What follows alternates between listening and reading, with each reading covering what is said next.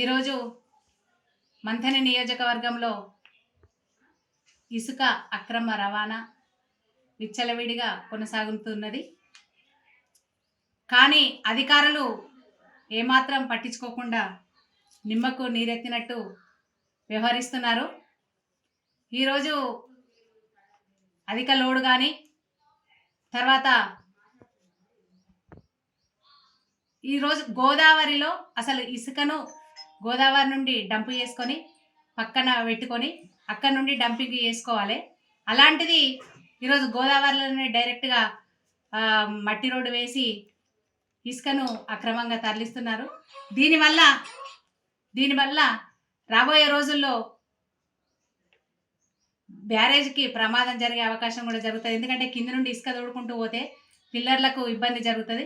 ఇంకా సరే, మీరు కాంట్రాక్ట్ పట్టినప్పుడు కొద్దిగా ముందుకు తీసుకొని వెళ్ళాలి, కానీ డైరెక్ట్ లారీలను ఇసుక గోదావరిలోకి తీసుకొని వచ్చి అక్కడనే డంపు అక్కడనే మీరు ఫీల్ చేసుకొని లారీలను తీసుకువెళ్ళడం జరుగుతుంది.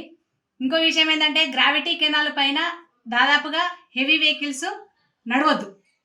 అలాంటిది ఈరోజు ఇసుక టన్నుల కొద్దీ ఇసుక, వందల కొద్దీ లారీలు దాని మీద నుండే వెళ్తున్నాయి. దానివల్ల కెనాల్కు కూడా ప్రమాదం జరిగే అవకాశం ఉన్నది. ఇంకొక విషయం ఏంటంటే, గతంలో బీఆర్ఎస్ పార్టీ అధికారంలో ఉన్నప్పుడు ఎక్కడ ఏ ప్రమాదం జరిగినా కానీ, ఎక్కడ ఏ చిన్న సంఘటన జరిగినా కానీ దానికి బీఆర్ఎస్ పార్టీకి మూటగట్టిన కాంగ్రెస్ ప్రభుత్వం ఈరోజు నిమ్మకు నీరెత్తినట్టుగా చూసి చూడనట్టుగా వ్యవహరిస్తున్నారు. మరి దీనికి పూర్తి బాధ్యత ఇక్కడ జరిగే ప్రమాదాలకు కానీ, ఇక్కడ జరిగే అక్రమ ఇసుక రవాణాకు కానీ పూర్తి బాధ్యత మన మంత్రిని MLA and minister Sridhar Babu గారు వహించాల్సిందిగా మేము డిమాండ్ చేస్తున్నాం.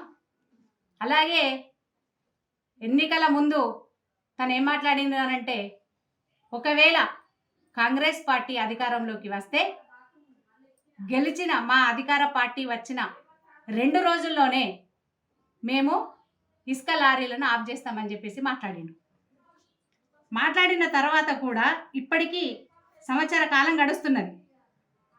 సంవత్సర కాలంలో కూడా ఇప్పటి వరకు కూడా ఇసుక లారీలను ఆపకపోవడానికి గల కారణం ఏంటో శ్రీధర్ బాబు గారు చెప్పాలి.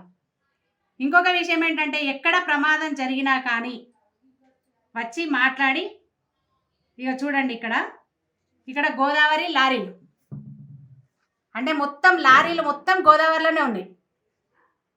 దీన్ని పక్కన కనీసానికి లారీలను ఇసుకను పక్కకు డంప్ చేసుకొని అక్కడ నుండి ఇసుకను వీళ్ళు లోడ్ చేసుకొని వెళ్ళాలి.